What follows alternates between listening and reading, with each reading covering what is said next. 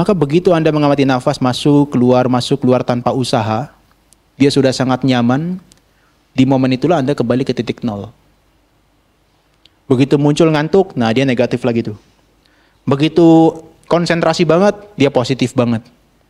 Udah hidup kita tuh gini-gini aja terus. Hanya ketika kita aware, mindful, kembali ke titik nol.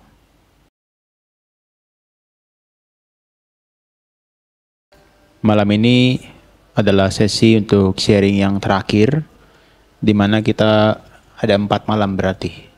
Kalau saya tidak salah ingat, yang pertama kita bahas terkait dengan Anapanasati Sutta, supaya kita bisa memahami 4 tahapan saat kita memperhatikan nafas masuk dan keluar.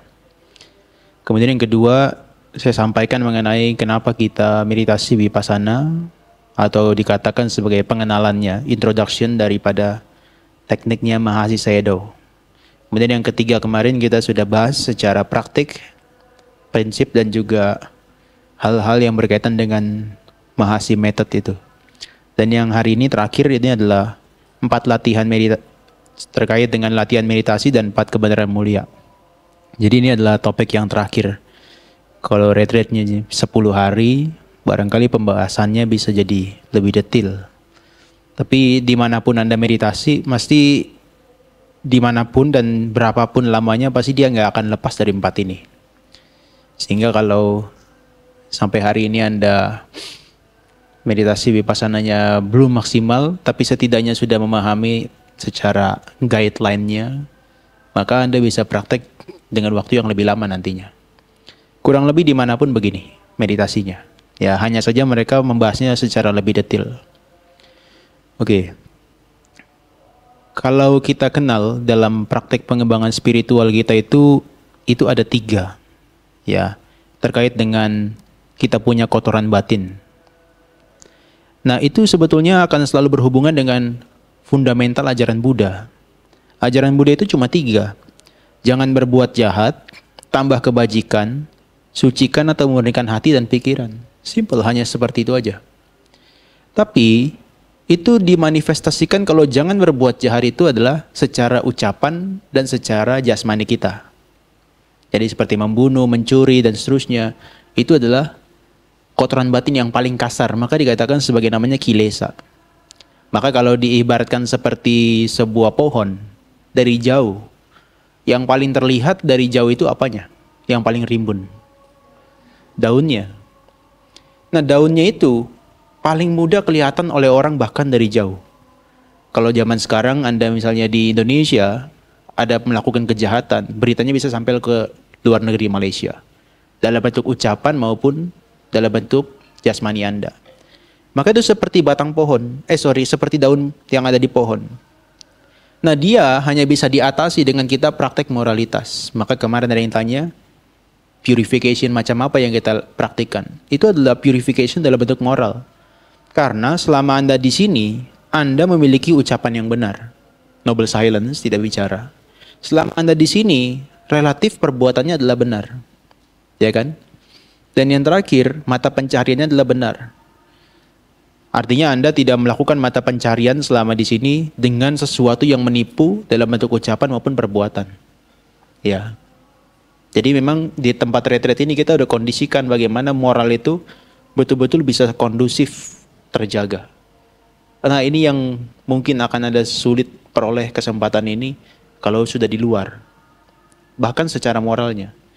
Nah, dia akan terpotong daunnya kalau kita praktek 3 ini yang dikatakan sebagai sila. Ya. Nah, nanti kita kan sudah masuk nih ke tempat retreat ini. Setelah kita punya moral yang diperhatikan, dilatih, ketika Anda meditasi, masuklah dalam yang kedua. Dalam upaya menambah kebajikan, Anda melatih yang namanya konsentrasi atau samadhi. Nah, dia kenapa harus dilatih dalam bentuk daya upaya yang benar, perhatian yang benar atau mindfulness dan konsentrasi? Itu adalah karena ranahnya dia lebih halus. Kalau yang tadi itu adalah ucapan dan juga jasmani, kalau sekarang dia ranahnya mental. Di luar, mungkin kita jarang sekali melihat ada nafsu indrawi, kebencian di dalam pikiran kita, rasa ngantuk dan malas, gelisah, menyesal, keraguan-raguan. Kita hampir nggak pernah melihat. ya kan? Tapi begitu kita datang ke sini duduk, nah niwarana itu yang seperti batang pohon itu barulah dia terlihat dengan jelas. Dia harus dilihat dari dekat. Dari dekat. Kita nggak pernah tahu sebelah kita kalau tindakannya itu belum termanifestasi dalam bentuk ucapan dan juga perbuatan. Kalau masih dalam pikiran, kita nggak bisa menebak. Mungkin saat ini dia duduk sedang di sini, tapi pikirannya sedang memupuk nafsu indera. Wah, saya besok jalan-jalan setelah pulang dari sini. Saya akan jalan-jalan ke Batu, ke tempat mana yang lain-lain. Atau sebaliknya, memupuk kebencian. Saya pengen cepat-cepat selesai dari sini, nggak mau datang lagi ke sini karena membosankan. Kita nggak pernah tahu. Mungkin wajahnya oke-oke aja, tapi manifestasi pikiran hanya dia yang tahu. Makanya Anda sudah lihat kan dalam 4 hari atau 5 hari ini, betapa frustrasinya kita menghadapi kotoran batin kita yang levelnya menengah ini, seperti batang. Dia nggak bisa diatasi dengan moral. Dia nggak bisa diatasi dengan moral. Meskipun Anda sudah tidak makan lewat tengah hari, sudah makannya mutih, tetap kotoran batinnya muncul terus kan. Dia harus diatasi dengan konsentrasi yang kuat begitu loh. Begitu konsentrasinya kuat, maka dia punya kotoran batin yang menengah ini, ngantuk dan sebagainya, dia nggak muncul. Anda udah mulai bisa rasakan kan? Ngantuk yang kemarin-kemarin itu udah mulai nggak datang lagi kan? Atau masih? Kalau masih tambah harinya lagi. Nah tapi relatif kalau kita latihan secara betul-betul lebih intens, dia akan cenderung hilang. Ya. Nah yang ketiga ini anusaya. Jadi setelah batangnya itu dipotong oleh samadhi, maka kita kalau mau praktek ajaran Buddha secara sempurna, murnikan pikiran kita dengan kita praktek yang namanya wisdom, panya, kebijaksanaan. Dia sudah nggak bisa diatasi dengan konsentrasi. Contohnya, Anda mungkin meditasi, masuk, keluar, fokus sekali. Tapi di momen yang berikutnya ketika Anda meditasi jalan, mata jelalatan kemana-mana, itu kadang-kadang kita nggak aware. Kemudian ketika misalnya harusnya meditasi jalan, kita malah jalan-jalan. Disuruh bentuknya adalah lurus, mondar-mandir, bolak-balik, kita bentuk L, bentuk U, jalannya. Itu adalah kotoran batin kita yang laten sekali. Maka dia disebut sebagai anusaya, latent tendencies. Nah maka dia diatasi dengan apa? Pikiran yang benar dan pengertian yang benar. Nah kalau 1 dan 2 ini sudah dipraktikkan, maka dia bisa memurnikan pikirannya secara sempurna. Nah umat Buddha itu sebetulnya atau kita sebagai para yogi, tugas kita tuh hanya mengatasi 3 ini. Maka Anda disebut sebagai yogi itu sebetulnya adalah seseorang yang berjuang untuk mengatasi penderitaan mentalnya. Ya apa penderitaan mentalnya? 1, 2, dan 3 ini. Kotoran batin yang kasar, yang menengah, yang halus. Sayangnya praktek ini nggak bisa diwakilkan gitu ya. Kalau diwakilkan saya udah jadi miliarder gitu ya. Karena gampang aja, tarif aja orang berapa duit. Saya yang latih pikirannya. Tapi ini sila samadhipanya Anda sendiri yang melatih. Meskipun di kondisi yang kondusif sama seperti semuanya sama. Tapi beda-beda. Ada orang-orang yang moralnya bagus banget, samadhinya agak kurang nih. Ada yang sudah sila samadhinya bagus, panyanya agak kurang kebijaksanaannya. Ada yang dia punya konsentrasi bagus, wisdomnya atau kebijaksanaannya bagus, tapi moralnya agak kurang. Nah ini harus dipraktekkan. Nah maka bahkan kita sebagai umat Buddha itu jarang yang tertarik dengan meditasi. Kenapa? Karena Anda sudah membuktikan sendiri kan. 4 hari ini susah payahnya minta ampun. Mulai dari bangun tidur yang pagi-pagi sekali, yang gak ada jeda istirahatnya. Itu pun istirahat itu saya toleransi. Karena kalau misalnya kita mau strict gitu ya, betul-betul gak ada istirahat. Jadi dari jam 3:30 pagi sampai jam 9 itu betul-betul gak ada istirahat semestinya. Istirahatnya hanya 1 jam kalau nggak salah, jam 5 sore untuk mandi sore aja. Tapi karena saya pikir ya pemula dan 6 hari harus ada istirahat. Kalau nggak besok-besok kapok sudah nggak mau datang lagi. Tapi ini Jalan Mulia Bersuri 8 ini fundamental teachings dari ajaran Buddha. Siapapun yang menjadi umat Buddha, dia harus praktek Jalan Mulia Bersuri 8. Dari mulai yang 1 sampai yang 8 ini. Kalau dia belum praktek dalam bentuk 8-8-nya ini, sulit untuk disebut dia umat Buddha yang sejati. Nah, beberapa dari yogi saya perhatikan ada yang bahkan non-Buddhis dan sudah praktek jalan mulia bersur 8 ini. Berarti secara informal Anda boleh mengakui Anda lebih Buddhis daripada yang Buddhis. Ya kan? Jadi kalau yang pertama itu adalah kita latihan moral. Moral Anda bisa dikembangkan sampai sedemikian banyak. Bagi perumah tangga seperti kita di kehidupan sehari-hari 5. Dalam meditasi ini 8. Biasa ada yang 9. Samanera 10. Ada silani 8. Kemudian kalau para biku 227. Nah, itu maka kita bisa praktek moral sampai sedemikian luas. Kemudian praktek samadhi itu adalah yang kemarin kita praktekkan, samatha, ketenangan itu. Nah, tapi praktek samatha aja nggak cukup. Karena dia harus melatih kebijaksanaan melalui vipassana. Maka 3 hal ini nggak bisa dilepaskan. Kita sila, samadhi, dan panya dia nggak bisa dilepaskan. Oke ya. Nah, hari ini sebetulnya sharing saya itu pengen memberikan Anda kebanggaan hati. Bahwa selama ini praktek yang 4-5 hari ini, oh ternyata ini ya, ternyata ini ya, ternyata ini ya. Jadi pulang dari sini bukan penyesalan yang muncul. Inspirasi. Yaitu semoga aja. Oke, kemarin saya sudah agak sedikit singgung bahwa manusia itu sebetulnya kalau disebutkan cuma ada yang warna biru dan merah itu. Batin, nama, dan juga rupa atau jasmani. Cuma 2. Batin dan jasmani. Siapapun manusianya, apapun identitasnya. Cuma dia kalau dipecah-pecah, dari 2 ini, nama dan rupa, dia jadi 5. Nah, rupa yang ini masuknya nomor 1, jasmani. Kita semua punya jasmani ya, dari kepala sampai kaki. Sementara yang bagian batin itu dibedakan jadi 4. Ada perasaan, saya gedein ya. Yang batin itu ada 4. Ada kelompoknya perasaan, persepsi, bentuk pikiran, dan juga kesadaran. Perasaan seperti apa yang kita alami secara fisik dan mental. Nyaman, tidak nyaman, biasa-biasa aja.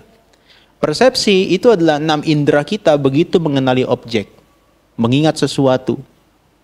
Mencerna sesuatu. Menyimpan memori yang dalam bentuk pengalaman-pengalaman. Itu persepsi kita. Nah, dari persepsi muncul bentuk pikiran atau respon batin kita.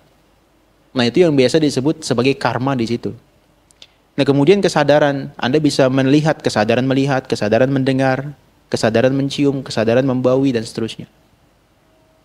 Nah, itu adalah kesadaran. Dia cuma 5 aja sebetulnya. Cuma dia menjadi kompleks, menjadi manusia seperti kita yang beragam ini, karena kotoran batin.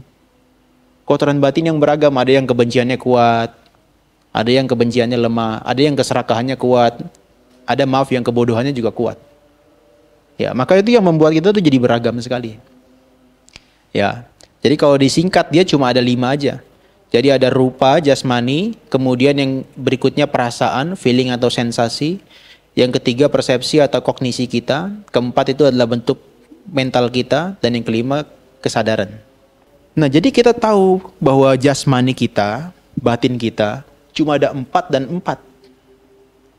Seluruh bagian tubuh kita secara jasmani itu kan cuma ada unsur api, tanah, air, dan angin. Secara pikiran cuma ada perasaan, persepsi, bentuk-bentuk pikiran, dan juga kesadaran. Jadi mereka cuma ada 4 dan 4. Kombinasi, jadilah manusia yang 8,5 miliar ini. Yang beragam. Makanya meskipun dia anak dari seorang ibu yang bahkan dia kembar, tidak akan bisa sama persis atau bahkan dia betul-betul sama. Dia identik aja. Karena apa? Karena pengaruh daripada ini semua berbeda-beda. Ya, Anda bisa lihat kan, kalau patawinya ini lebih sedikit, hidungnya mulai pesek gitu kan. Maksudnya unsur tanahnya sedikit, pesek, kurus gitu kan. Tapi kalau kelebihan unsur patawinya, ya pesek juga sih. Ada yang mancung, kemudian ada yang hidungnya biasa. Itu yang membedakan semuanya. Ya. Nah, jadi kalau disingkat batin kita itu sebetulnya ya, saya berikan Anda bayangan. Anda punya botol kan ya? Ah, ini, botol aqua yang warna putih. Coba diangkat botolnya. Bukan putih ya, ini bening ya. Ini airnya bening kan? Nah, airnya bening itu adalah bagian daripada kesadaran kita ini. Ya, dia dikatakan sebagai consciousness winyana.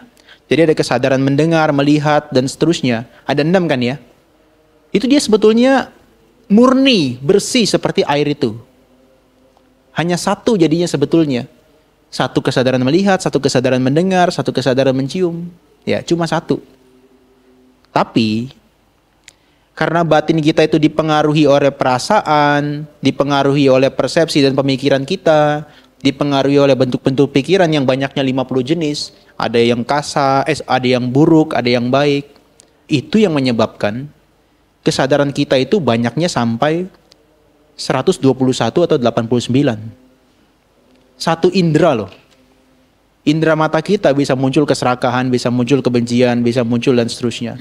Dari mendengar muncul seperti itu. Dari mencium muncul seperti itu. Tinggal yang mana yang dominan. Ada orang yang indera penciumannya dominan banget. Cium bau sedikit nggak nyaman. Ya, ada yang telinganya sangat sensitif. Mendengar suara ayam yang jauh pun kedengaran. Nah, dari indera-indera itu pengalamannya akan muncul kesadaran yang beragam itu. Kenapa? Karena sudah dipengaruhi oleh yang namanya perasaan dan juga persepsi. Perasaan dia ketika mendengar suara ayam, karena dipupuk setiap hari di kosnya itu terus, ini menjengkelkan, kurang ajar dan sebagainya, tidak menyenangkan. Maka bentuk respon batinnya berbeda dengan yang lain, yang nggak pernah dengar suara ayam di rumahnya. Jadi kalau dengar suara ayam, bukannya benci malah dikejar. Ih, lucu ya suaranya. Itu yang membedakan semuanya. Hanya gara-gara 52 ini, totalnya tuh jadi banyak banget. Banyak banget. Dan kita tuh dikerjain oleh 52 ini setiap hari.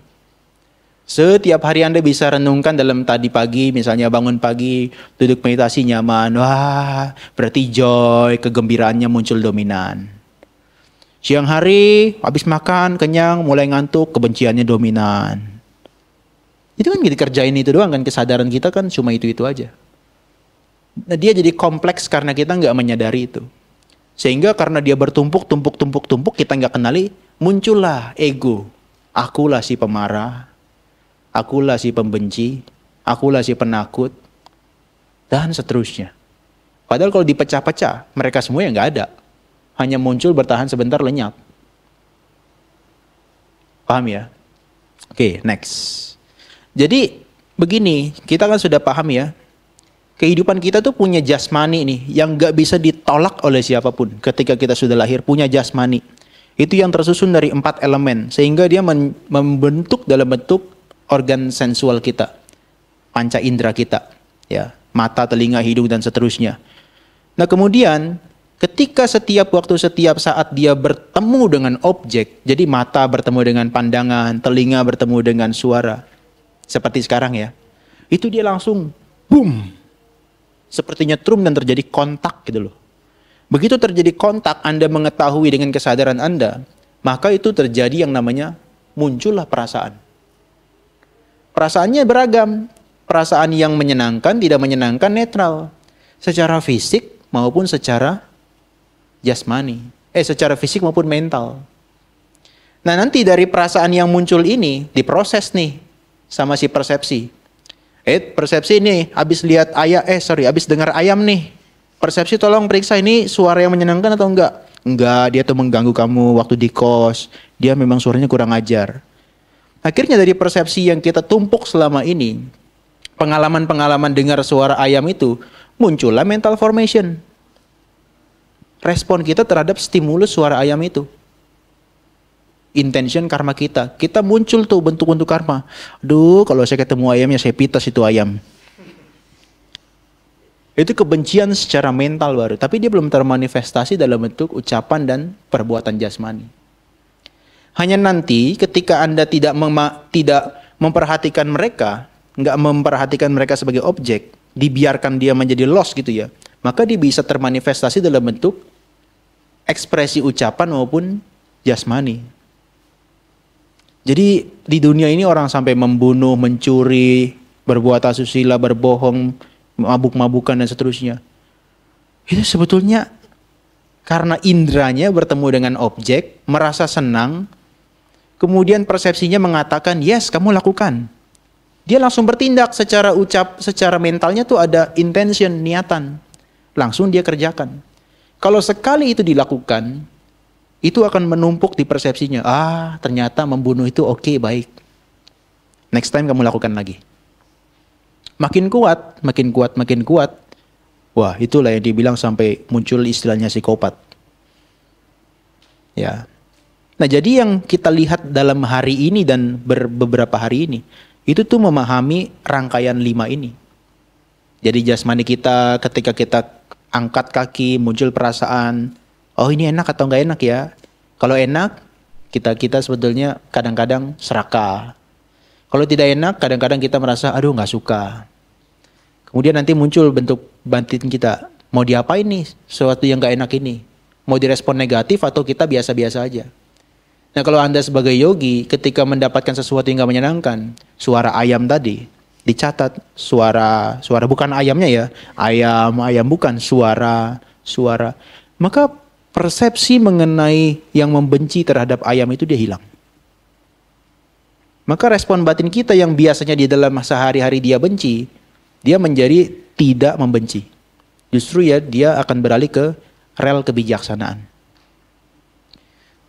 Maka vipassana sebetulnya sederhana, dia tinggal geser aja persepsinya. Yang tadinya adalah sebagai gangguan, ini sebagai objek.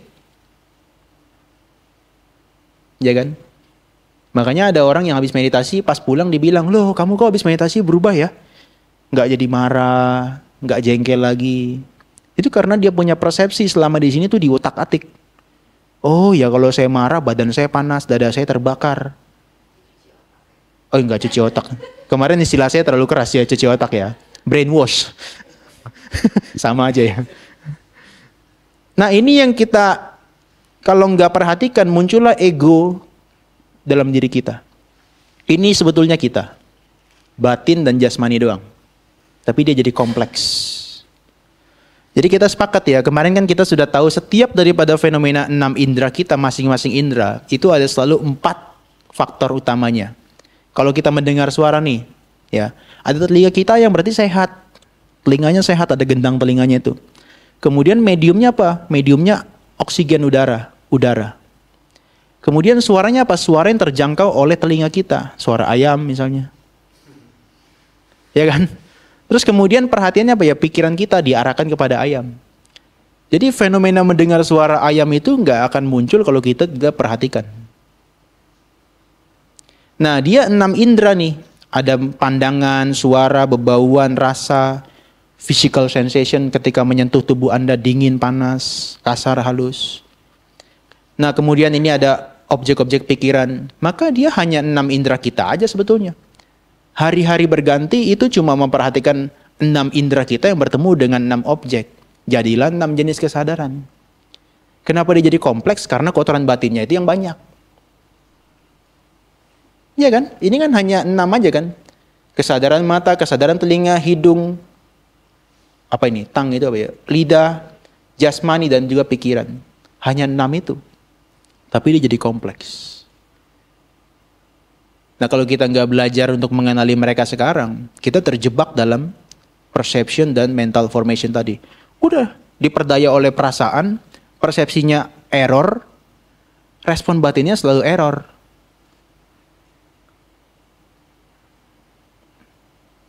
Begitu ya. Ini kita udah masuk nih filsafatnya nih.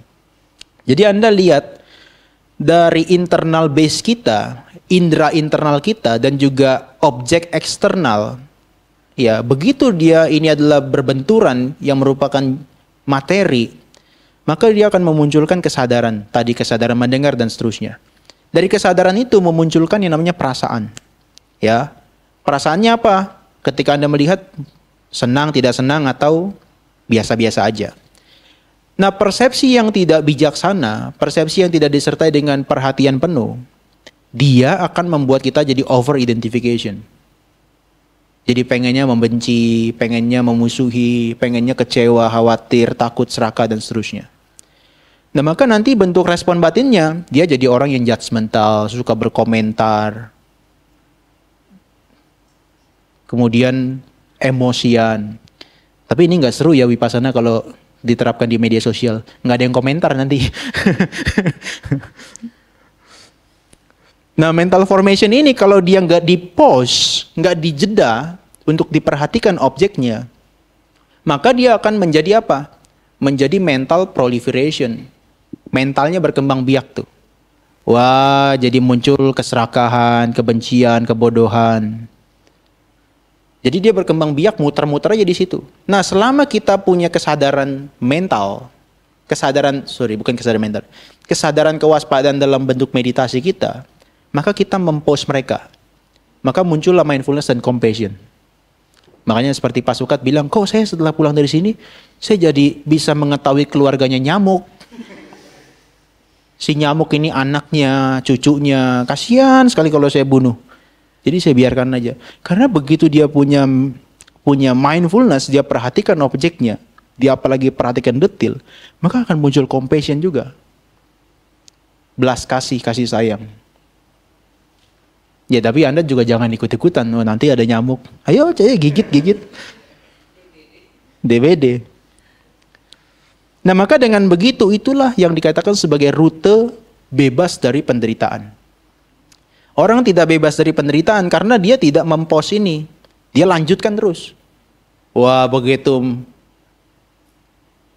ini khusus hari ini. Begitu makan yang enak gitu kan. Wah suka dia, mantap ini. Makanya kalau bikin video mukbang pakai Vipassana gak cocok. Ya, gak cocok karena dia cepat kenyang gitu kan. Tapi begitu dia disertai dengan keserakahan, kebencian, kita yang nggak makan, yang cuma nonton, ilernya ikutan netes loh.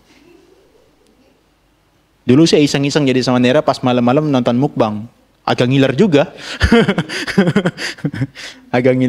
Nah itulah jalan kebebasan.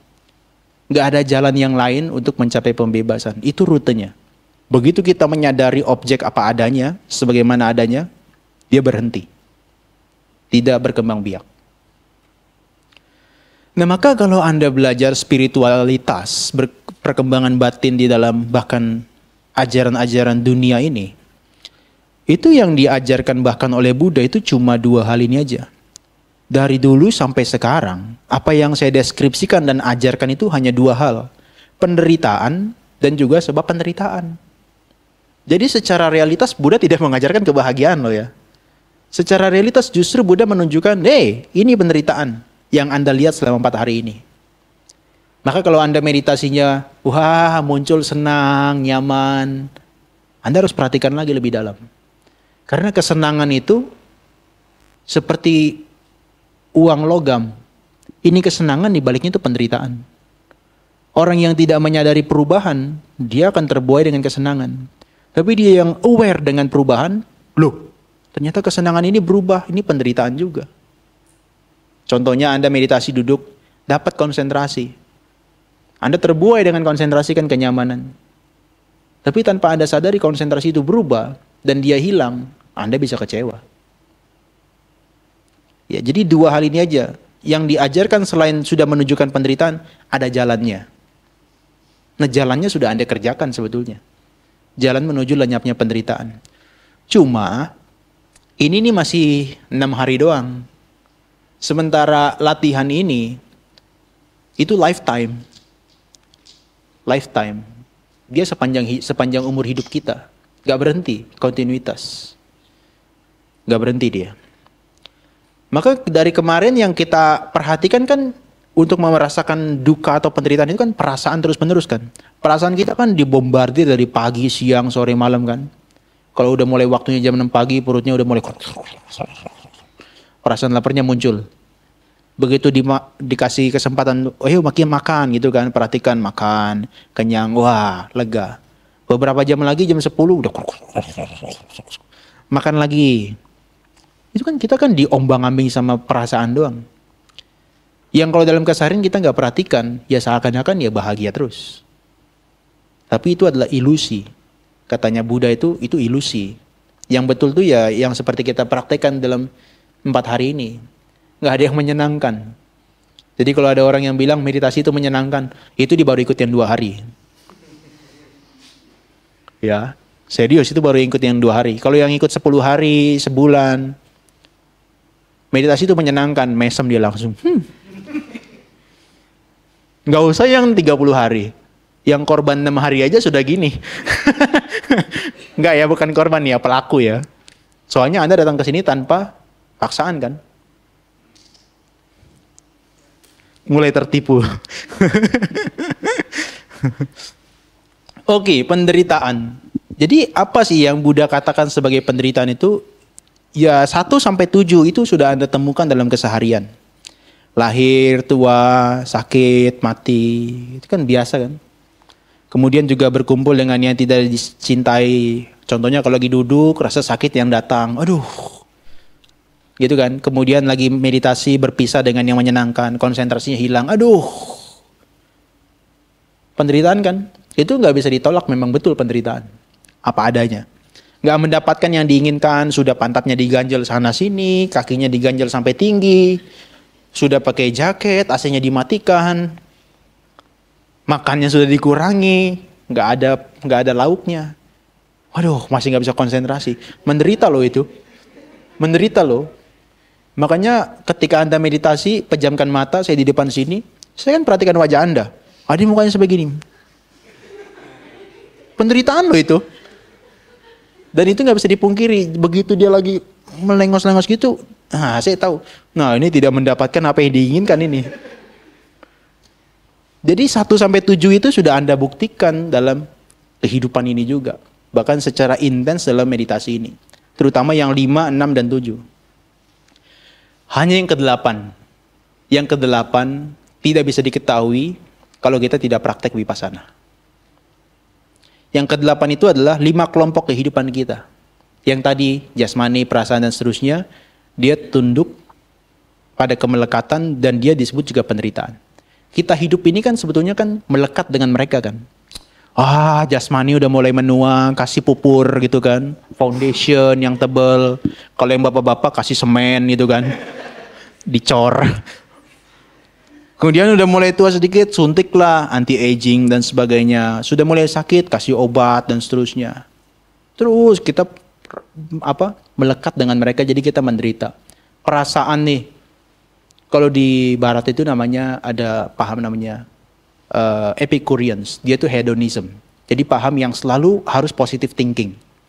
Jadi kalau dia merasakan yang negatif, dia kejar yang positif. Nah itu namanya hedonism. Ya. Jadi begini, kayak self love, begitu dia mengalami penderitaan, dia self love, wah saya mencintai diri saya sendiri. Itu dia amplifikasi perasaan bahagianya. Be careful ya. Ini kalau sumbu X dan Y, X ini kan ke samping, Y itu ke atas, Pak. Nah, X ini kalau plus itu adalah yang positif-positif. Yang minus itu adalah yang negatif-negatif. Orang kalau hidupnya negatif terus, nggak bagus. Tapi orang yang hidupnya positif terus, itu juga nggak bagus. Paham ya? Misalnya, ini dia hidupnya selalu dipenuhi dengan sesuatu yang positif. Euforia terus. Mabuk-mabukan, minum-minuman, seks party, kemudian juga membunuh, mencuri. Seakan-akan semuanya dia senangi. Untuk mengamplifikasi kebahagiaan dia. Ya Anda bisa lihat ya, anak-anak zaman sekarang yang di luar sana, cukup dahsyat perubahannya kan. Nah itu positif begitu terus, itu ada stresnya juga. Yang negatif terus seperti kita, bukan Anda ya, saya temani kok. Seperti kita, sakit mulu. Nggak bagus juga kan. Nah, Buddhism mengajarkan meditasi itu adalah di tengah-tengah, titik nol. Maka Anda tidak terpengaruh oleh rasa suka yang berlebihan, tidak terpengaruh oleh rasa tidak suka yang berlebihan. Dia di tengah-tengah. Maka begitu Anda mengamati nafas masuk, keluar tanpa usaha, dia sudah sangat nyaman, di momen itulah Anda kembali ke titik nol. Begitu muncul ngantuk, nah dia negatif lagi tuh. Begitu konsentrasi banget, dia positif banget. Udah hidup kita tuh gini-gini aja terus. Hanya ketika kita aware, mindful, kembali ke titik nol. Maka yang positif terus juga nggak bagus perasaan. Persepsi kita kan melekat kan ya. Kemarin kita melekat, wah saya ini pemeditator yang kalau meditasi makannya cuma sekali sehari. Saya ini pemeditator yang udah senior. Itu idea kita, pemikiran kita. Yang sebetulnya nggak berguna setelah datang ke sini. Itu semua harus ditinggalkan. Oh saya udah belajar di sana, di sini, di sana, di sini, di sana, di sini. Kalau itu nggak ditinggalkan begitu meditasi, udah analisis saja di pikirannya, dia muncul terus. Jujur waktu saya masih kuliah, waktu saya banyak senang belajar abidama itu, wah, di pikiran tuh ketika kita meditasi, kurang ajar, dikerjain dia mikir terus. Maka ada satu momen kemarin saya di tempat Pantai Utama pas meditasi itu, sudah nggak usah pakai teori-teori, lepaskan semua itu. Wah, itu baru dia punya kemajuan tuh terasa. Karena pikiran kita nggak sibuk menganalisis persepsi kita itu. Lepaskan aja ya, sekedar praktek aja. Karena apa yang kita pelajari dia akan mengikuti dengan sendirinya. Nah bentuk pikiran nih, wah bentuk pikiran tadi yang positif-positif dipupuk terus menerus. Kalau saya kecurian, saya harus positive thinking. Kalau saya sakit kakinya, positive thinking. Kalau saya lapar, positive thinking. Kalau saya nggak tidur-tidur, positive thinking. Diceraikan suaminya, positive thinking. Wah ini rusak lama-lama. Over dia, yang positifnya. Kita harus realistis. Kalau senang, kita akui senang. Tidak senang, kita akui tidak senang. Sehingga kita tidak terlalu mengambing kanan dan kiri. Di tengah-tengah. Maka Buddha bilang jalan ini adalah jalan tengah. Bukan jalan yang mengikuti ekstrim kesenangan. Bukan jalan yang menyiksa diri. Paham ya? Maka di sini Anda nggak disarankan kan meditasi duduk dari pagi sampai malam nggak berdiri-berdiri. Itu ekstrim. Dan juga Anda nggak diberikan kesempatan dari pagi sampai malam tidur terus. Itu kesenangan, ekstrim juga. Maka kita tengah-tengah. Sejam duduk, sejam jalan aja. Oh bukan sejam ya, setengah jam duduk, setengah jam jalan. Mulai ada yang protes nih. Oke, jadi sebetulnya apa sih tujuan kita meditasi itu? Ini kehidupan kita ini dia udah overloaded gitu loh, dia sudah overwhelming, dia betul-betul banjir. Terus kita udah nggak tahu berapa kali kehidupan kita ini. Maka terhadap bentukan-bentukan maksudnya adalah batin dan jasmani, kita harus mengalami apa? Kejijian. Kejijian bukan benci ya.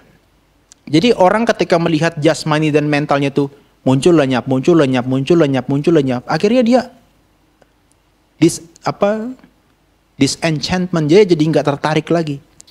Wah, kalau dia dilekati, saya akan menderita terus. Maka dia menjadi apa? Menarik diri. Dia menjadi menarik diri. Nah itu yang penting. Maka kemarin saya bilang selama orang tidak melihat apapun sebagai penderitaan, dia akan terus engage di situ. Tapi kalau dia lihat sebagai penderitaan, dia akan menjadi menarik diri. Oh ini bahaya kalau dilekati. Nanti setelah muncul kejijian, dia akan bosan. Ya ternyata hidup ini begitu-begitu aja ya. Muncul, lenyap, muncul, lenyap, muncul, lenyap. Lapar, muncul, nanti lenyap. Lapar, muncul, lenyap. Lapar, muncul, lenyap. Nah lama-lama dia muncul rasa jijik dan bosan, dia menjadi apa? Tidak lagi bernafsu dengan kehidupan ini. Tapi sekali lagi, ini bukan berdasarkan kebencian. Ini kebijaksanaan. Jadi bukan berarti setelah Anda pulang dari sini, Anda jijik dengan tubuh jasmani Anda. Ah nggak usah dimandikan lah, memang dia jorok kok. Memang dia kotor, sarangnya daki, sarangnya penyakit. Enggak, dia tetap dirawat. Tapi dalam hal ini, dia tidak tertarik lagi untuk melekati. Ya, maka dia tetap merawat tapi dia punya kebijaksanaan. Jangan sampai ya nanti setelah pulang dari sini saya lihat mukanya makin dekil, nggak mandi-mandi gitu ya. Itu salah itu ya. Justru karena tahu ini sarangnya penyakit harus dirawat dengan sebaik-baiknya. Nah dari situlah baru kita bisa terbebaskan. Maka pembebasan cuma satu. Dia harus melihat penderitaan. Setelah dia lihat penderitaan, dia akan tidak tertarik. Dan dia bosan dengan itu, dia akan cari jalannya untuk bebas. Ya jalannya seperti apa? Yang kita lakukan. Yang kita lakukan. Terhadap yang menjijikan ini justru harus diperhatikan lagi, diperhatikan lagi, diperhatikan lagi. Ya. Nah, ini saya mau jelaskan terkait dengan penderitaan. Anda kan sudah sepakat ya, apapun fisik dan mental yang gak menyenangkan itu penderitaan. Jadi unpleasant feeling is suffering. Anda udah sepakat ya? Karena Anda rasakan. Jadi apa yang Buddha katakan, sesuatu yang merupakan tidak menyenangkan secara fisik dan mental, apakah frustrasi, depresi, itu adalah penderitaan. Nah kita, ini 50-50 mengalaminya. Karena kadang kita happy, kadang kita menderita, ya kan? Kalau lagi dapat sesuatu yang menyenangkan, happy banget, tapi nanti juga menderita. Tapi kalau di alam bawah, binatang, hantu kelaparan, neraka, dan alam raksasa. Penderitaannya tidak pernah berakhir. Selama hidup dia di situ sebelum dia lahir kembali di alam yang lebih baik, maka dia akan unpleasant feeling terus yang dirasakan. Sehingga lahir di situ, tidak ada kesempatan untuk melakukan perbuatan baik. Maka Anda nggak pernah lihat, kecuali di video-video rilis yang agak gabut gitu ya. Ada monyet meditasi. Duduk meditasi gini kan. Padahal nggak bisa.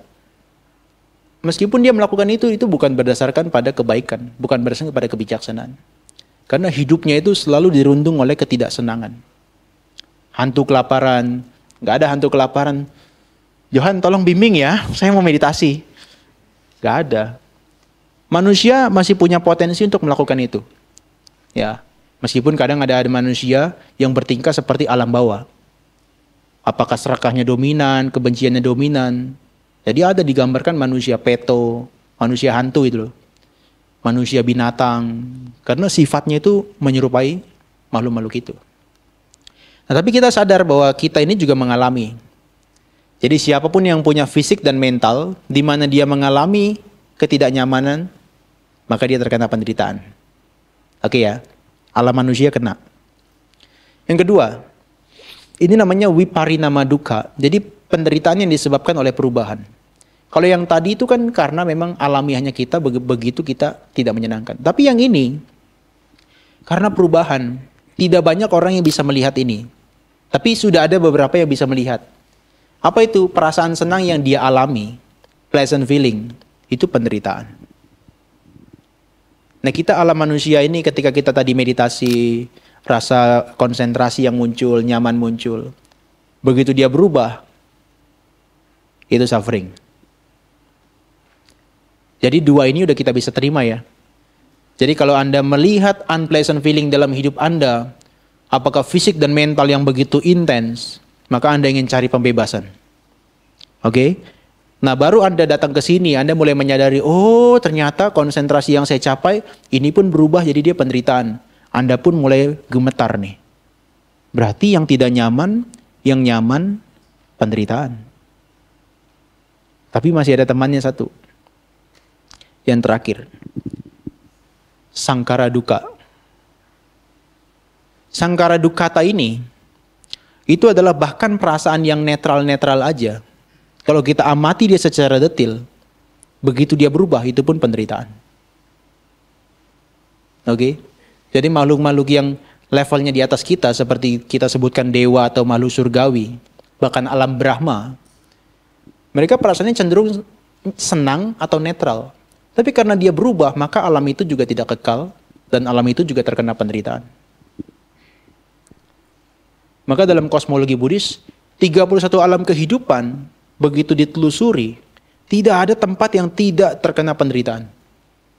Maka Buddha menemukan cara gimana keluar dari 31 alam kehidupan.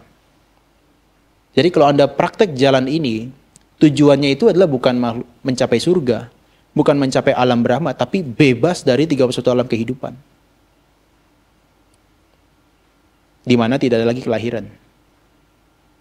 Kelahiran gak ada, ketuaan gak ada, sakit gak ada, mati gak ada. Makan pelan-pelan gak ada, jalan pelan-pelan gak ada. Itu udah gak ada semua jadinya. Ya sudah terbebas dari dualisme. Senang tidak senang, baik tidak baik, jahat atau buruk terbebas. Itu nibbana namanya. Ya. Nah, tapi kita kan masih merasakan ini kan? Kalau Anda perhatikan ketika membuka pintu aja dari kamar ya, ketika pagi-pagi kan dingin tuh. Tangan yang dingin. Ketika pagi-pagi membuka pintu Anda perhatikan memegang gerendal pintu dingin itu. Kalau Anda perhatikan detail sekali, maka rasa dingin yang menusuk kulit Anda itu pun penderitaan. Itu membuka pintu yang rasanya netral-netral doang. Bernafas. Ketika kita merasakan nafas masuk, keluar, kita amati detil, ternyata itu seperti mendorong, menopang, menarik, menusuk, dan sebagainya. Kalau amati detil, bahkan bernafas pun penderitaan. Tahun lalu saya kan ada bimbing meditasi vipassana. Ada Pak Tony juga. Iya ada Pak Tony juga. Jadi video itu dipotong. Saya bilang makan itu adalah penderitaan. Wah yang nonton 6 juta loh. Isinya hujatan semua lagi. Isinya hujatan semua. Makan adalah penderitaan. Komentarnya gini, kalau gitu lu nggak usah makan bang. Bukan itu maksudnya. Tapi bagaimanapun itu tidak bisa dipahami secara umum oleh orang luar. Hanya ketika Anda duduk di sini, makan secara pelan-pelan, Anda mulai bisa lihat begitu menyendok pelan-pelan, rahang dibuka, mulai ada tekanan, sakit, kemudian dikunyah pelan-pelan. Rasanya nggak nyaman, nggak enak. Begitu didorong oleh udara, masuk ke tenggorokan, nggak nyaman. Serangkaian makan itu kalau dalam meditasi vipassana, maka secara sakral dia isinya penderitaan. Kalau Anda makan dalam vipassana rasanya enjoy dan enak-enak aja, nah itu perlu dipertanyakan. Tapi secara di publik, orang memahami makan itu adalah kebahagiaan. Kita nggak pungkiri itu. Tapi kalau kita melihat secara realitas lebih lebar lagi, makan itu penderitaan, prosesnya. Kita nggak memungkiri makan setelah kenyang itu nyaman dan bahagia, ya kan? Tapi orang di luar tidak punya kesempatan melihat itu sampai seperti kita detil begitu. Yang ketika diperhatikan ternyata rangkaian proses makan itu nggak ada yang menyenangkan. Kayak pasukat itu, makannya nasi putih doang. Wah, itu rasa mual. Mungkin muncul nggak? Nggak. Awal ya. Rasa bosan, rasa yang... Saya nggak pernah muti sih soalnya. Jangan. Nanti kurus. Rasa-rasa yang semacam itu yang kita sebetulnya makan itu biasanya adalah senang-senang. Ini ternyata isinya adalah nggak menyenangkan. Bahkan Anda yang sudah pakai lauk pun, begitu makan disuruh pelan-pelan, di sini masih 20 ya, kunyahannya, atau 30. Dulu di Bantai Kanti 50 loh. Oh ya, pelan. Wah, sampai sate ayam itu isinya udah tinggal kacangnya doang. Halus sekali kan? Nah itu kalau kita amati, setiap kunyahan, tekanan demi tekanan, dia penderitaan. Maka suffering bisa diterjemahkan juga sebagai pressure, tekanan. Sesuatu yang menghimpit, sesuatu yang menekan itu adalah penderitaan. Nah di jasmani, di mental kita itu ketika kita makan kita bisa rasakan penderitaan. Ya tapi karena memang videonya singkat, 1 menit doang, maka layak dihujat memang. Jadi orang nggak bisa memahami secara penuh. Tapi kalau dia datang ke sini, kemudian dia makan seperti itu, mungkin besok-besok dia makan kapok. Wah nggak mau nih makan kayak gini, capek. Ya. Mending milih nggak makan ya. Tapi nggak makan pun ekstrim. Capek ya. Ya itulah penyiksaannya di situ. Nah, jadi sesuatu yang netral itu tuh dia selalu memiliki 3 karakter ini, muncul, berlangsung, lenyap. Ya, dia muncul, berlangsung, lenyap. Dan di dalam setiap jentikan jari kita atau kedipan mata kita itu selalu muncul miliaran atau bahkan triliunan daripada kesadaran yang muncul dan lenyap. Jadi kesadaran kita yang serakah, yang benci atau yang bahkan hanya sekedar melihat dan seterusnya, gak ada satupun yang bebas dari perubahan. Dia kena dengan ini, 3 ini. Ya. Nah maka Anda perhatikan dari pagi sampai malam, jasmani, perasaan, persepsi, bentuk-bentuk pikiran, kesadaran, gak ada yang gak berubah. Ya kan? Gak ada yang gak berubah.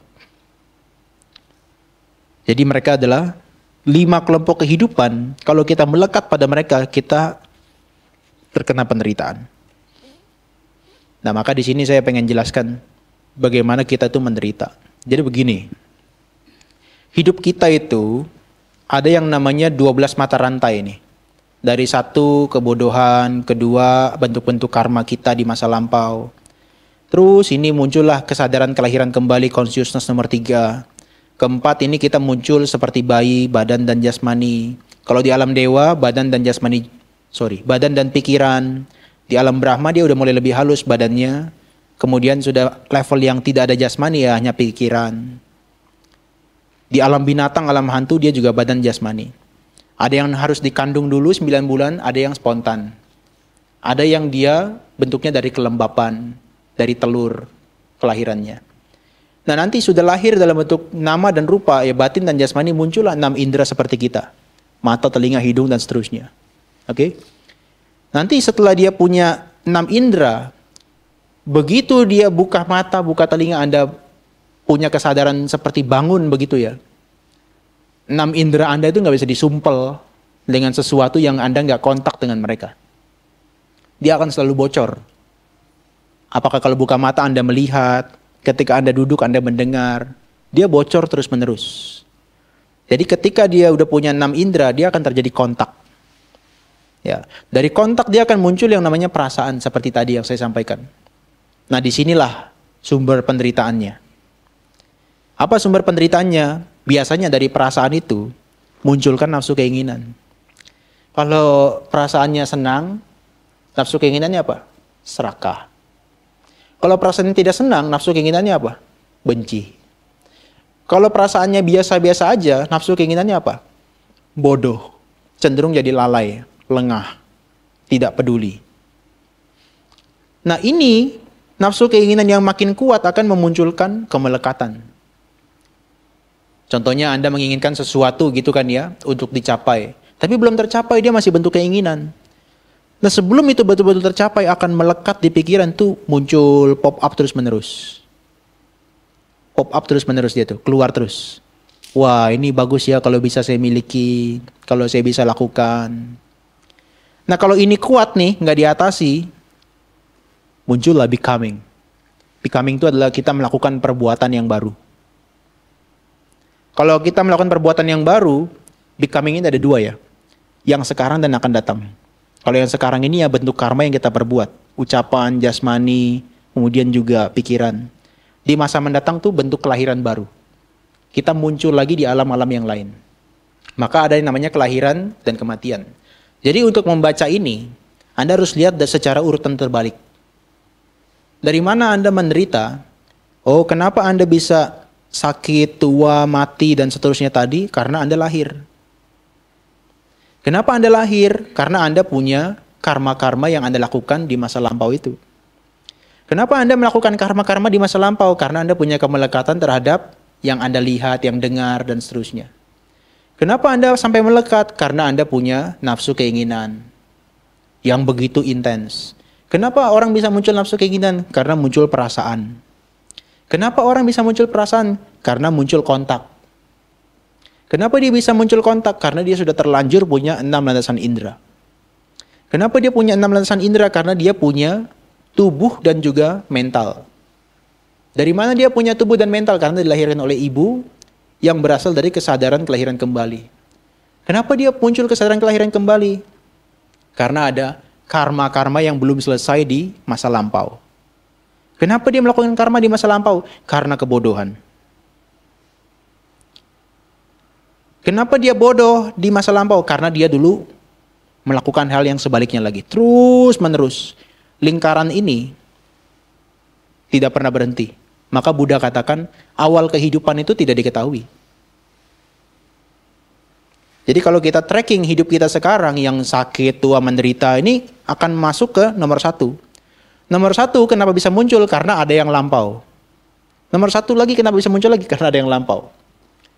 Maka saya sebutin kemarin tidak ada kausa prima di dalam Buddhism. Karena sebabnya begitu banyak. Sebabnya begitu kompleks. Dan awalnya bahkan ketidaktahuan itu muncul juga tidak diketahui. Kapannya itu nggak diketahui. Nah tapi Buddha kasih penghiburan buat kita. Nggak perlu mencari yang awal. Kamu harus capai yang akhir dari kehidupan ini. Paham gak ya? Kalau Anda cari yang awal, Anda harus mengingat tadi pagi ngapain, kemarin ngapain, 2 hari lalu ngapain, 3 hari lalu ngapain, berapa kehidupan lalu ngapain, berapa kehidupan lalu ngapain. Dan itu nggak ada ujungnya. Tapi begitu Anda praktek datang ke sini vipassana, angkat, dorong, letak, masuk, keluar, angin, atau apa yang sebagainya itu, melihat secara realitas. Maka itu akhir dari kehidupan akan bisa diperoleh. Ya, kenapa begitu? Karena begitu Anda punya 6 landasan indera nggak bisa ditutup, kan terjadi kontak nih setiap waktu, setiap saat. Jalan, duduk ya kan? Nah begitu muncul perasaan, Anda potong di sini nih rantainya. Begitu muncul perasaan Anda catat, senang, senang, senang, hilang. Begitu dia hilang, tidak masuk ke dalam rantai nafsu keinginan. Tidak masuk menjadi kemelekatan. Begitu tidak jadi kemelekatan, tidak menjadi bentuk-bentuk karma. Sehingga ini nggak membuat karma yang sekarang, di masa mendatang juga tidak ada hasilnya. Hasil adalah bentuk kelahiran. Nah kalau Anda nggak lahir di masa mendatang, kemungkinan Anda tidak tua dan mati juga tidak ada. Jadi Anda berwipasana, ini Anda potong di rantai ini. Begitu muncul perasaan Anda catat. Kan kalau dalam keseharian kan enggak ya. Begitu muncul keserakahan, ikuti dia. Diikuti muncul nafsu keinginan, muncullah yang namanya kemelekatan. Makanya orang rela mati-matian, gaji 2 juta, dia rela setiap bulan bisa pergi ke Bali. Why? Kenapa? Karena dia punya kesan yang kuat dengan Bali. Pantainya kan, suasananya. Sehingga setiap di dalam pemikirannya selalu pengen untuk pergi ke Bali. Nah maka dengan gaji 2 juta, penderitaannya akan jauh lebih intens. Gaji kehidupannya nggak terpenuhi, tapi di dalam pikirannya selalu meledak. Ayo pergi, ayo pergi, ayo pergi. Kalau nggak dituruti, wah menderita. Makanya di dunia ini, ibu bapak dan para yogi sekalian, kalau orang pamer harta, pamer keluarga, kemudian pamer apa lagi ya, mobil mewah, motor mewah, itu biasa aja. Karena kita manusia ini kadang-kadang agak tahu diri. Oh iyalah, saya orang kecil, nggak mungkin bisa seperti itu. Tapi begitu orang pamer liburan, wah itu nggak bisa terima loh kita. Begitu pamer liburan, wajahnya nggak kelihatan, cuma kakinya doang sama pantai. Ditulis lagi, hidup ini harus work-life balance. Ada kerja, ada liburan. Sementara kita lagi sibuk di kantor. Itu nggak bisa ditoleransi oleh pikiran kita. Pasti kita iri hati. Oh, dia aja yang gajinya 2 juta mati-matian aja bisa. Masa saya nggak bisa? Itu persepsi yang membuat kita tuh menjadi nafsu keinginan muncul, kemelekatan muncul, apapun bahkan dilakukan. Gila ya kehidupan ini ya. Gila, apalagi udah mau Natal, untung Anda kesini. Kalau enggak Anda ke shopping mall, habis duitnya sudah. Lihat diskon 70 plus 20, 70%, 50 plus 20, 50 plus 50. Hah? Enggak, 50 plus 50 artinya 50-nya dari 50 itu kan. Ya 50-50. Oh saya korbannya sudah. Lihat baju satu, loh kok bagus ya? Beli. Loh kalau satu kayaknya kurang cukup deh. 2. Wah kayaknya kurang. 3. Sepatu bagus ya, beli lagi. Makanya Anda begitu datang ke mall, tidak ada yang namanya pamfletnya itu bilang dengan Anda membeli ini, kemelekatan Anda akan muncul. Tidak ada, nggak laku dia. Justru yang ditawarkan adalah 70 plus 20, yang membakar nafsu keinginan Anda untuk beli. Betul kan? Bukan dengan pamerkan sepatu, di sebelahnya ada gambar Patija Samupada ini, 12 mata rantai. Ya orang nggak ada yang beli. Karena begitu lihat, wah ini perasaan muncul. Nafsu keinginan, nggak jadi beli dah. Pengen beli, pengen beli, pengen beli, dia mati. Maka di luar daripada kehidupan meditatif, itu dia selalu berlomba-lomba membakar nafsu keinginan kita. Sifat kerja dari dunia ini adalah membakar nafsu kita. Anda datang ke sini, ini adalah menekan nafsunya itu. Makanya berbanding terbalik ya. Kayak misalnya kita lagi meditasi jalan, waktunya masih jam 2, lihat jam. Waduh, 2 jam setengah lagi. Padahal di pikiran kita pengennya istirahat, istirahat. Diabaikan gak hilang-hilang dia, perhatikan, gak hilang-hilang, perhatikan. Apalagi baru makan jam 12, kemudian sudah jam 3, lapar lagi. Mikir, waduh besok jam 6 pagi baru makan lagi. Nah pikirannya nempel dengan makanan di dapur itu, melekat dengan makanan, akhirnya perutnya makin menderita 2 kali lipat. Maka kita tuh sebetulnya secara alamiahnya sudah menderita. Tapi karena ditambah nafsu keinginan, jadi 2 kali lipat menderitanya. Itu bukan 50-50 lagi. 100 tambah 100. Diborong. 2 kali lipat kan? 2 kali lipat. Nah, para yogi sekalian, hidup kita itu ada 3 masa waktu. Lampau, sekarang, dan akan datang. Lihat garis merah ini ya. Jadi yang masa lampau itu 1 dan 2. Oke. Kenapa kita bisa sampai lahir di alam sekarang nih? Lahir, baru lahir itu di alam sekarang. Karena di masa lampau itu ada kebodohan dan juga ada bentuk-bentuk karma yang kita lakukan. Oke. Nah maka di masa sekarang, ini dari nomor 3 sampai 10. Muncullah kesadaran, muncullah bentuk jasmani kita dan juga pikiran. Muncullah 6 landasan indera, terjadi kontak, perasaan, nafsu, keinginan, kemelekatan. Sampai kita berbuat karma. 3 sampai 10 ini di kehidupan saat ini. Tapi ternyata ini sebab yang baru yang kita lakukan, dia menghasilkan nomor 11 dan 12 di masa mendatang. Paham ya? Jadi 3 masa waktu. Nah ini 11 dan 12, dia mati belum selesai, belum mencapai pembebasan, muncul lagi 1 dan 2. Muncul lagi 3, 4 sampai 10. Muncul lagi 11 dan 12. Maka bagi makhluk duniawi, sulit bagi mereka untuk bisa terbebaskan. Sulit.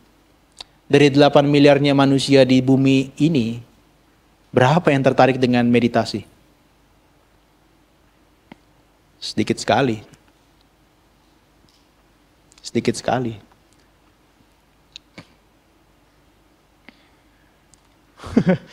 Sedikit sekali.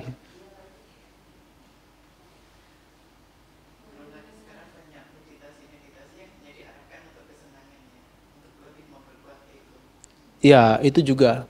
Tapi saya nggak mau komentari lah. Ya, dalam pikiran saya, ya bagus lah sebagai promosi. Karena nanti setelah di sana sudah bosen, datangnya ke sini juga kok. Jadi di sini memberesi yang salah-salah gitu kan. Yang error-error datangnya ke sini nanti.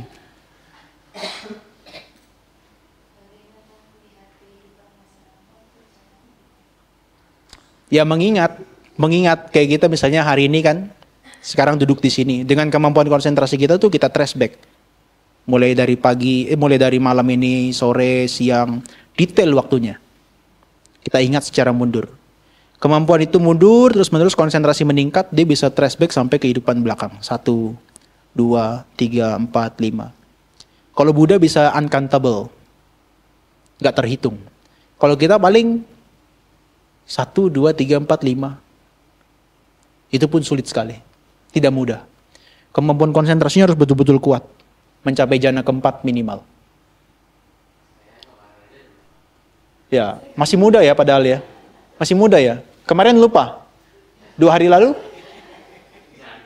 Jangan ditanya. Tadi pagi? Ingat bagian makannya doang. Biasanya kesan yang ingat itu yang paling enak atau yang paling gak enak. Kalau ditanya tadi pas meditasi, lihat ke kiri ke kanan nggak ingat. Oke ya, kita paham ya 3 bagian kehidupan kita. Nah, ini tanaman bukan makhluk hidup. Tanaman itu adalah benda hidup.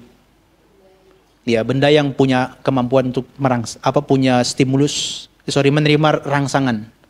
Jadi seperti misalnya dia terkena matahari bisa berfotosintesis, kena air bisa menjadi subur dan sebagainya. Dia bukan makhluk hidup. Jadi Anda jangan ngomong dengan tanaman ya. Oh, tapi itu dia bukan ngomong dengan tanaman. Dia menerima vibrasinya tanaman.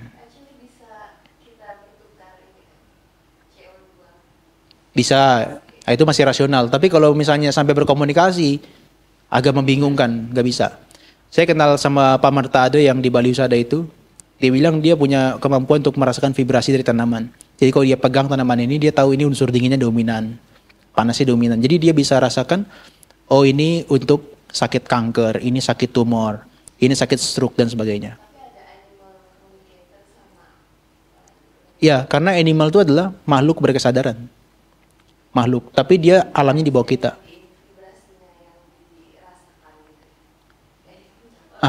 Mungkin tanya sama, enggak, tanya sama yang ini. Sering komunikasi sama ayam.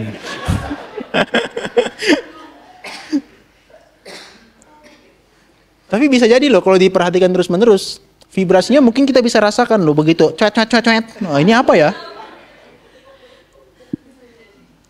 Kayak kemarin saya nonton di Instagram itu, kucing itu kalau diomongin apa dia langsung bergerak katanya. Kayak paham gitu. Dilakukan ke beberapa orang itu dia seperti paham. Nah mungkin itu bahasa kucing itu. Bisa dilakukan. Tapi kalau seperti kita nggak bisa. Kita nggak bisa komunikasi. Ya, mungkin hanya kepekaan. Kalau saya dengar sih yang kemarin saya di Surabaya itu dia bilang, dia kan animal communicator. Dia bilang ya saya bisa rasakan seperti telepati gitu loh. Yang bicara bukan verbal mulutnya, tapi verbal batinnya. Seperti dia lagi nggak nyaman, dia bisa rasakan, oh makhluk ini tuh pengennya ini loh. Hewan ini pengennya ini. Dan itu pun juga nggak secara pasti betul atau enggak. Ya, kan kita tahu manusia kan punya kilesa tuh. Yang ucapannya mungkin begini, pikirannya beda. Ya, apalagi makhluk yang di bawah kita. Bisa beda lagi. Oke ya, saya mau bikin Anda sedikit lebih mengerti tentang yang kedua. Jadi Anda lihat yang warna biru aja. Hidup kita itu hanya Hidup kita itu hanya aksi dan akibat. Aksi dan akibat. Oke, lihat yang warna merah tadi. Ini lampau, sekarang, akan datang ya. Jadi di masa lampau, ini dia sebagai sebab. Kebodohan dan bentuk-bentuk karma itu tuh sebagai sebab, itulah kenapa kita ada sekarang. Ya, dilihat ya. Nah, hasil yang sekarang, di kehidupan sekarang, itu adalah dari kesadaran sampai dengan perasaan. Itu alamiah dan tidak bisa diintervensi. Begitu Anda kontak, pasti muncul perasaan. Oke? Tapi, di kehidupan kita yang sekarang ini bukan hanya menerima hasil. Kalau kita hanya menerima hasil, kita seperti boneka yang ada aktornya. Tapi kita di hidup sekarang ini ada nafsu keinginan yang muncul, kemelekatan dan bentuk-bentuk perbuatan. Itu adalah action atau sebab yang baru yang kita ciptakan. Paham ya? Jadi memang kita hidup ini lagi duduk pantatnya sakit. Karena duduknya kelamaan. Itu memang hasil dari apa yang Anda lakukan saat meditasi yang sudah berlalu tadi. Tapi respon Anda itu bukan hasil, tapi action yang baru. Sehingga terhadap pantat yang sakit, satu dengan dua orang yang lainnya, responnya berbeda. Yang satu karena dia udah sering duduk tahan lama, dia bisa lebih santai. Jadi bukan berarti saya hadap ke depan, duduk sampai 1 jam, bukan berarti nggak rasakan sakit ya. Sakit juga kakinya. Hah? Kadang ada momen betul-betul nggak sakit. Tapi kadang-kadang dia muncul sakit. Sakitnya mungkin nggak lama, tapi dia sakit juga. Nah, tapi biasanya saya akalin. Begitu saya mau berdiri, saya harus betul-betul sakitnya hilang dulu. Sehingga nggak jatuh. Karena kalau kaki kita masih sakit, kita belum hilang sakitnya, kita berdiri biasanya jatuh. Seperti goyang. Padahal dia sakit juga, seperti Pak Tony juga. Sakit juga nggak Pak Tony duduk 1 jam? Nggak. Sedikit tapi ada rasa sakit kan? 2 jam? Enggak, dalam satu sesi duduk. Sakit juga. Cuma memang punya kemampuan bertahan. 3 jam baru terasa sakit. Kita 10 menit. Ketawanya kenceng banget. Nah, itulah yang dikatakan nafsu keinginan, kemelekatan, dan karma-karma yang baru kita ciptakan, itu adalah aksi yang baru. Nah, aksi yang baru yang di kehidupan ini akan menghasilkan hasil di kehidupan mendatang dalam bentuk kelahiran dan kematian. Jadi hidup kita itu cuma sebab, akibat, lampau, sekarang, akan datang.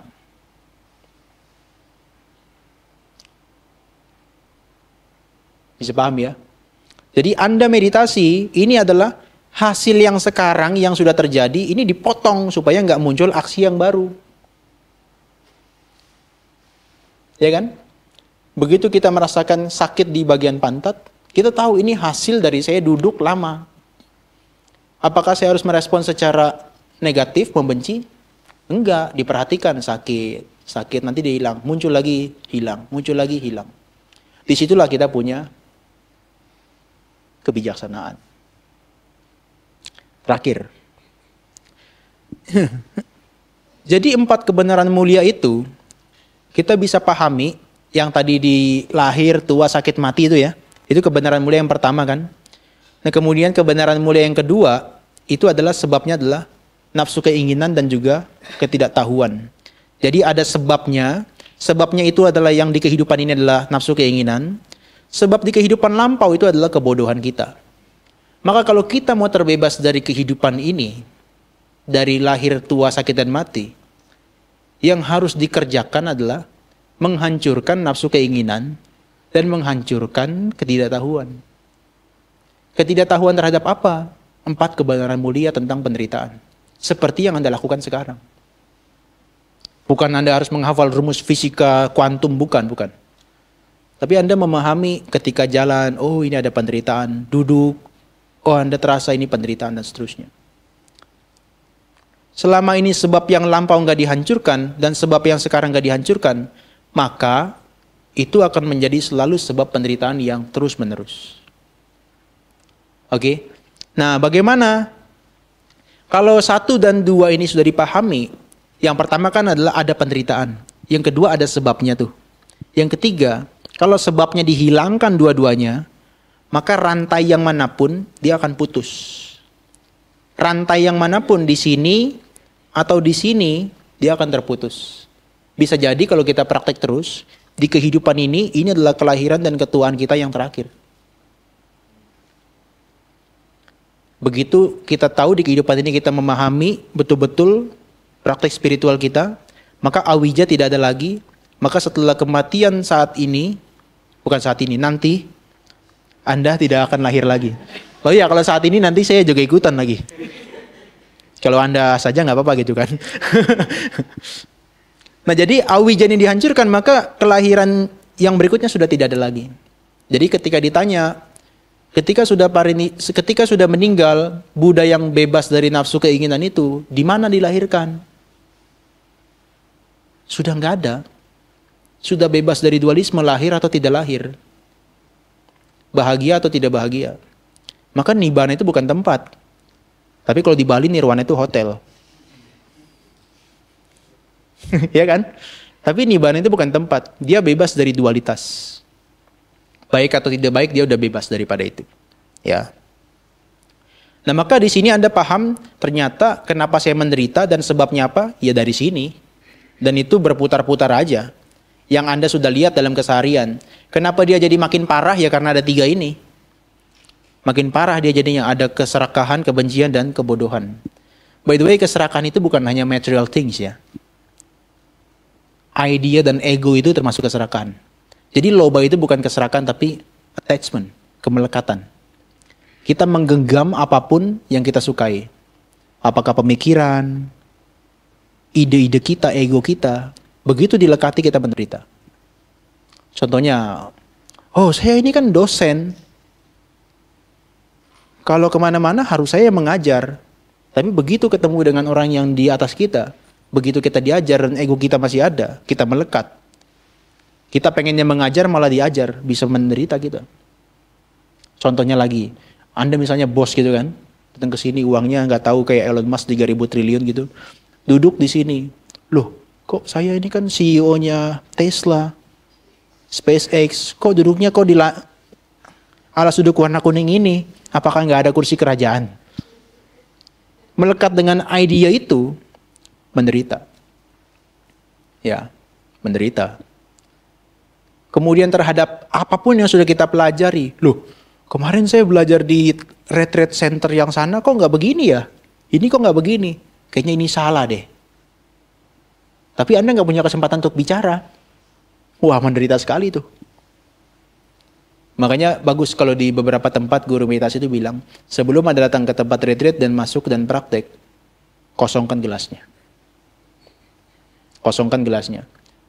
Dan saya senang untuk belajar dari berbagai teknik. Jadi kalau kemarin ada komentar, seperti Bante Santa Cito, kenapa kaku sekali ngajarnya? Karena memang beliau belajarnya adalah Buddhist Studies. Dan satu aliran itu dari Theravada. Dan apa yang beliau pelajari itu kebanyakan dari Sri Lanka. Kalau saya agak liar, saya belajar dari mana-mana. Thailand, Myanmar, Sri Lanka.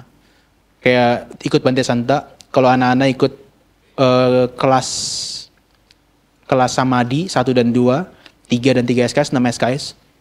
Saya kalau nggak salah ikut 12 atau 18 SKS. Jadi yang berikutnya saya masuk lagi.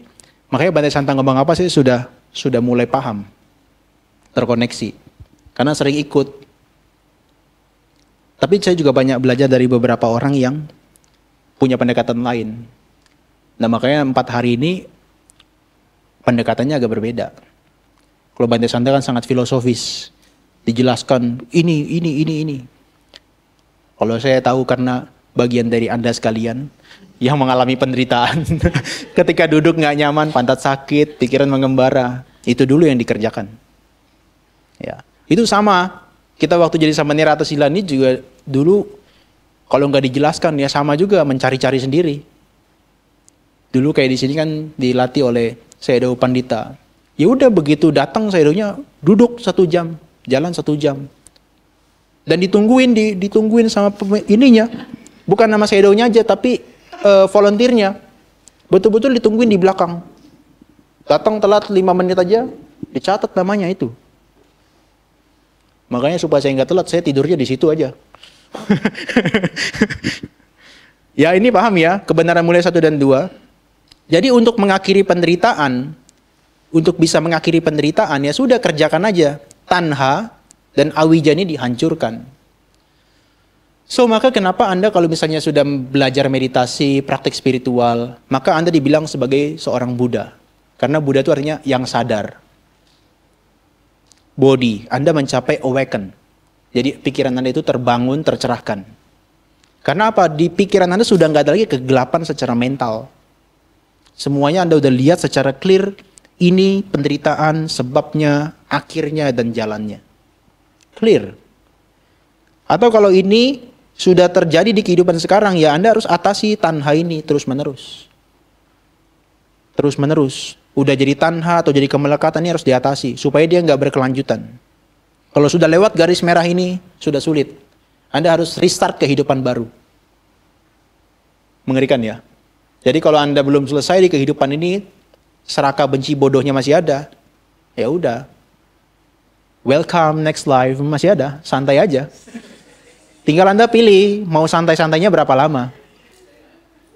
Ya, tinggal Anda pilih santainya berapa lama. Tapi begitu diatasi, ini dihancurkan, maka dia mencapai akhir daripada penderitaan. Nah kita semua di sini, ini adalah menjalani jalan mulia berunsur 8-nya. Kebenaran mulia yang keempat. Jalannya apa? Meditasi samatha dan meditasi vipassana. Gak ada yang lain. Maka 4 hari ini saya buat compact untuk menjelaskan samatha dan vipassana. Dan saya buat guideline-nya supaya Anda tahu tujuannya mau kemana. Karena sejujurnya di tempat lain ini nggak dijelaskan. Apa itu 200.000? PowerPoint? Oh enggak, free kok, free. Jangan bikin budget gitulah. Kalau 200.000 jangan 400 gitu. Kurang.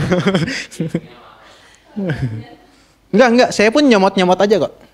Dari berbagai sumber saya pelajari, saya senang dulu bikin PowerPoint. Saya pelajari, saya bikin. Karena saya tahu ini akan berguna nantinya. Ya, makanya saya belajar di STAB selama 4 tahun itu, saya lupa nyimpen semua PowerPoint-nya.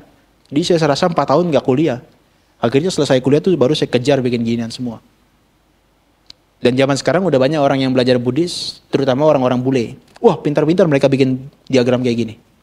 Kita yang udah tahu basicnya tinggal lihat, oh ini gampang jelasinnya. Oh ya ini bisa. Jadi kayak lihat kayak gini, nggak usah dipelajari lagi. Tapi lihat aja, karena kita udah punya basic kan. Nah, ini saya ikut kelasnya ini 4 jam nih. Jadi hasil dari pembelajaran kita hari ini, tadi apa? Lampau, sekarang, akan datang, sebab dan akibat. Itu kalau dikombinasi jadi kayak gini. Lampau, sekarang, akan datang. Sebab, akibat. Jadi dulu kita tuh bodoh, muncul bentuk-bentuk karma sebab lampau kita. Ya, ini yang pertama. Yang kedua, ini ada hasilnya di kehidupan sekarang. Kesadaran, jasmani kita dan juga batin, 6 indera kita, kontak, perasaan. Ya. Nah, dia memunculkan sebab yang baru di masa sekarang. Nafsu, melekat, bentuk-bentuk karma yang baru. Akhirnya di masa mendatang muncul akibat baru. Lahir, tua, dan mati lagi. Apakah udah selesai? Enggak. Hidup kita ternyata itu adalah kilesa, kotoran batin, tindakan kita dan hasil. Kotoran batin, tindakan hasil. Jadi yang dikatakan sebagai tanha, yang warna kuning ini ya, nafsu, keinginan, dan kemelekatan itu kotoran batin kita tuh. Yang laten. Yang bodohnya minta ampun. Maksud saya dalam konteks spiritual ya. Kalau nanti di luar urusan Anda. Karena saya pun kena diskon juga soalnya. Nah, nanti ketika sudah muncul kekotoran batin, akan muncul selalu kita ingin melakukan sesuatu, aksi. Ya. Aksi yang baik, aksi yang buruk. Nah, begini. Jadi begini. Ini kan Anda lihat ya, awija memunculkan aksi. Jadi ada ketidaktahuan memunculkan sebuah tindakan di masa lampau sehingga lahir lagi. Jadi tindakan jasmaninya ini yang bikin kita lahir lagi itu bukan hanya yang buruk, yang baik juga. Jadi dia dibedakan menjadi 3. Apunya bisangkara, perbuatan yang buruk-buruk yang membuat kita lahir di alam rendah. Punya bisangkara yang membuat kita ini lahir di alam manusia, alam dewa, dan alam Brahma. Anenja bisangkara, karma yang tidak tergoyahkan yang membuat kita lahir jadi alam Brahma yang gak punya bentuk. Kenapa kita dikatakan meskipun kita melakukan perbuatan baik, tapi itu adalah sumber penderitaan? Karena kita tidak punya tujuan yang sebenarnya ketika melakukan itu. Contohnya, kita sekarang berdana. Tujuan orang berdana, ini bukan judgement ya. Tujuan orang berdana itu bukan untuk mengakhiri penderitaan. Tujuan dia berdana makanan kepada orang yang miskin supaya kehidupan saya sejahtera di masa mendatang, lahir di alam surga.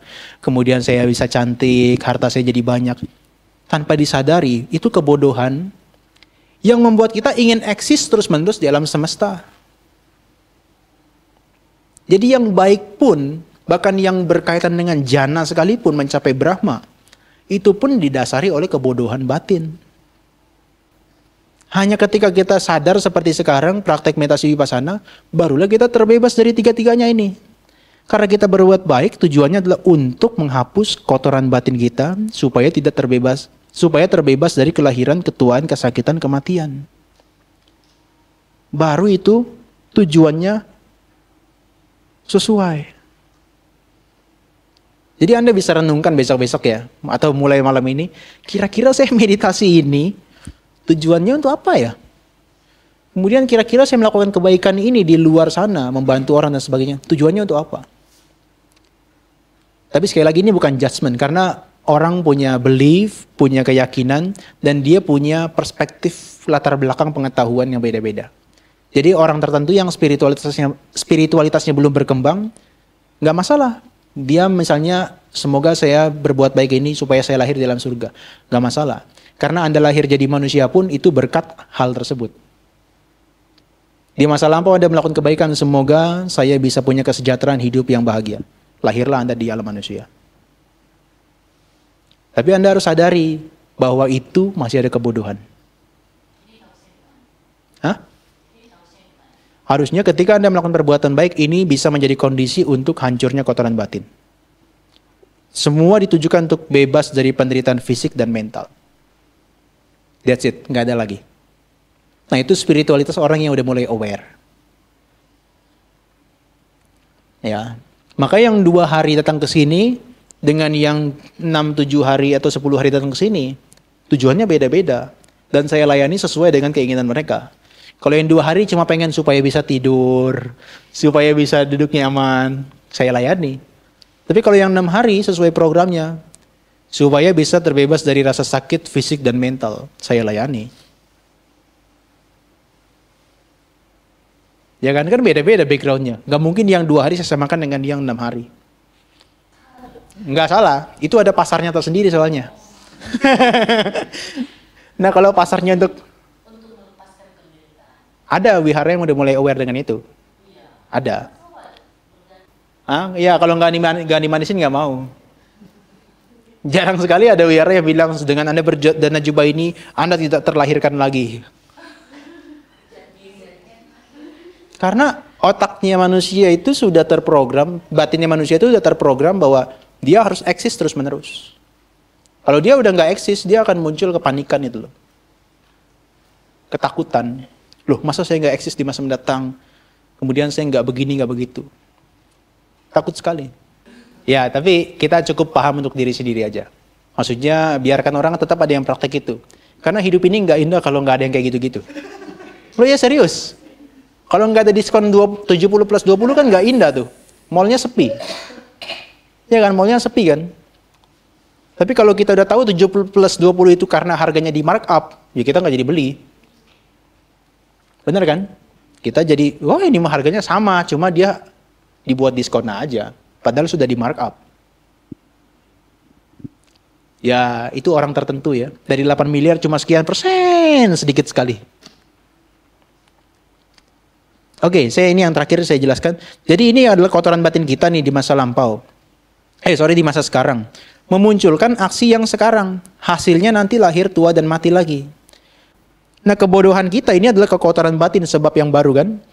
Kemudian kita menimbulkan aksi yang baru. Ya, karma-karma yang di masa yang akan datang lagi nanti. Kemudian akan menimbulkan hal yang serupa lagi. Jadi ini 12 mata rantai ini ya udah muter-muter aja kita digituin aja. Orang yang nggak aware untuk memutus rantainya, wah, next life welcome. Jadi manusia oke. Alam bawah ya sudah nggak bisa apa-apa. Naik ke atas, kemudian lupa dengan kehidupan yang spiritualnya, turun lagi. Kalau Anda hidup di dunia ini belum mencapai tingkat kesucian yang pertama, ya, maka alam bawah itu 4 alam rendah, waduh, terbuka lebar. Terbuka lebar. Jadi kalau Anda mencapai tingkat kesucian yang pertama, mematahkan pandangan salah tentang diri, ragu-ragu, pandangan salah tentang aturan dan ritual yang bisa membawa kesucian, Anda patahkan 3 itu, jaminan kelahiran Anda cuma 7 kali maksimal. Setelah itu Anda mencapai pembebasan. Setelah ini 7 kali lagi. Ya, kalau Anda bisa sampai ke level ini, hanya sekali lagi kembali ke dunia manusia, setelah itu mencapai pembebasan.